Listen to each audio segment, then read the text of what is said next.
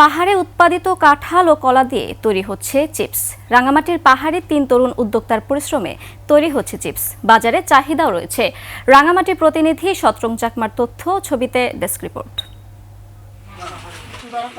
পাহাড়ি কাঁঠাল আর কলা দিয়ে চিপস তৈরি করে সাড়া ফেলেছেন রাঙামাটির ৩ তরুণ উদ্যোক্তা সুবিমল চাকমা, প্রমথ চাকমা এবং সৌদি আরবের প্রবাসী শান্ত চাকমা। বাজারে এসব চিপস প্যাকেটের দাম ধরা হয়েছে ৩০ টাকা।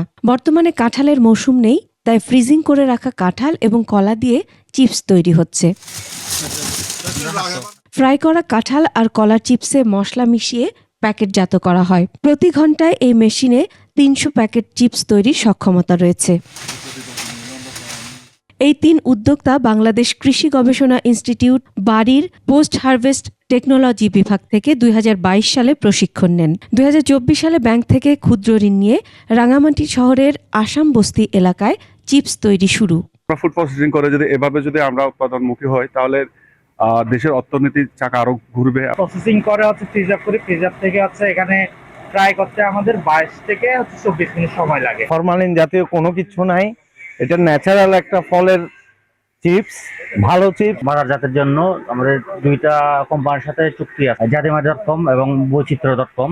উদ্যোক্তারা জানান সরকারি পৃষ্ঠপোষকতা পেলে এসব চিপস রপ্তানি করা সম্ভব হবে। ফাইন্যান্সিয়ালি হয়তো একটা জায়গায় চেষ্টা করতেছি ওইটাকে ইয়ে করার। তো সরকারিভাবে যদি এরকম আমরা পৃষ্ঠপোষকতা পাই, আমরা হয়তো আরো ভালো করতে পারবো। মাঠের অলরাউন্ডার আমি, আর ঘরের all rounder Taylox. Taylox toilet cleaner, clean মানেই টাইলক্স।